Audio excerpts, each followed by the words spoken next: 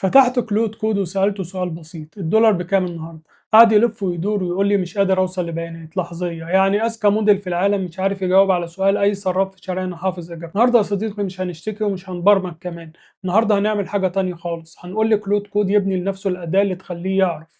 هو اللي هيكتب الكود، هو اللي هيجربه، هو اللي هيصلح نفسه بنفسه، واحنا بس اللي هنطلب من غير ما نكتب ولا سطر كود.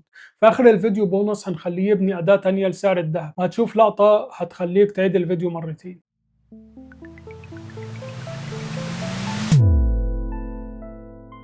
اهلا بيك في محمد اي اي لاب. افتح التيرمينال وتعالى معايا.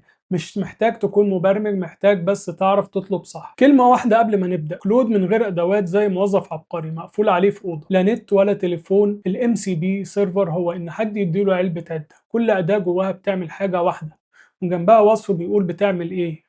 والذكاء بقى الموديل بيقرا الوصف، ولما بيجي سؤال محتاج الأداة بيقرر لوحده يستخدمها. الفيديو اللي فات ركبنا علب عدة جاهزة من جوجل ومايكروسوفت، النهارده مختلف، النهارده كلود هيصنع العلبة بنفسه لنفسه. اعمل فولدر فاضي وافتح كلود كود، مش محتاج غير حاجتين متسطبين، نوت دوت جي اس وكلود كود. ودلوقتي اكتب البرومت ده بالعربي زي ما هو. ابني ام سي بي سيرفر في الفولدر ده بنوت دوت جي اس. في تول اسمها جيت دولار ريت، بتجيب سعر صرف الدولار مقابل الجنيه المصري من اي بي اي مجاني من غير اي بي اي كي. سطب اللي محتاجه واكتب السيرفر واختبره بنفسك وتأكد انه شغال قبل ما تقول لي خلصت. وخد بالك من اخر جملة، اختبره بنفسك قبل ما تقول لي خلصت، دي اهم جملة في البرومت كله، هتشوف ليه كمان شوية. واتفرج بقى، انا مسرع اللقطة بس بص هو بيعمل ايه ورا بعض. عمل مشروع ان بي ام لوحده، نزل الاس دي كي الرسمي بتاع ام سي بي لوحده، كتب فايل اسمه سيرفر دوت جي اس. بعدين ودي اللقطة اللي بحبها، شغل السيرفر وبعت له رسائل تجربة بنفسه وقعد يظبط لحد ما الرد طلع سليم. كل ده وانا واقف بشرب قهوتي.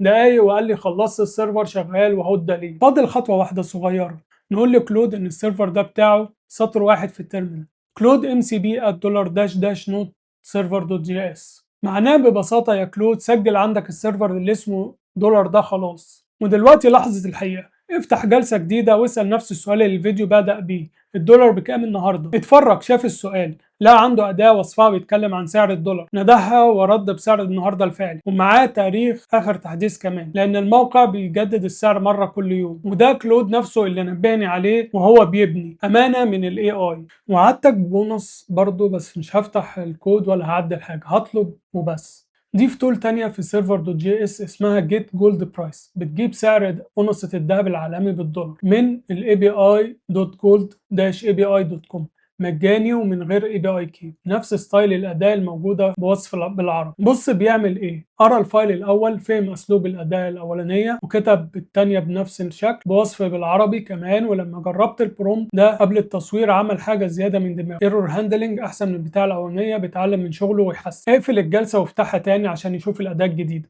وبعدين اساله السؤال الكبير، أونصة الدهب بكام بالجنيه المصري النهارده؟ وهنا اللقطة اللي وعدتك بيها، مفيش اداة بتجيب سعر الدهب بالجنيه.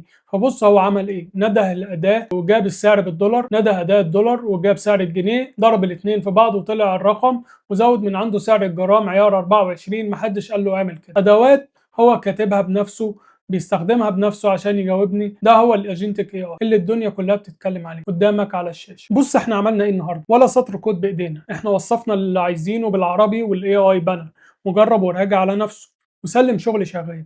ودي المهارة الجديدة على الحقيقة، مش انك تحفظ لغة برمجة، انك تعرف تطلب صح وتفهم اللي اتعمل. وفكر الطريقة دي تنفع في ايه، أداة تقرا فواتيرك، أداة تجيب أسعار العقارات، أداة توصل كلود بشغلك انت، اي حاجة تعرف توصف يعني يعرف يبنيها. سؤال النهاردة للكومنتات، لو كلود هيبني لك أداة واحدة النهاردة هتطلب منه ايه؟ اكتبها لي تحت، واحلى فكرة يبنيه قدامك في الفيديو الجاي. لو عايز تلعب بنفسك الواجب، اطلب منه يخلي الأداة الدولار تشتغل مع اي عملة مش الجنيه بس، وشوفوا هيظبطها في قد ايه. البرومتات كلها في الوصف. ولو الفيديو فتح لك باب جديد، اللايك والاشتراك دول بنزين القناة.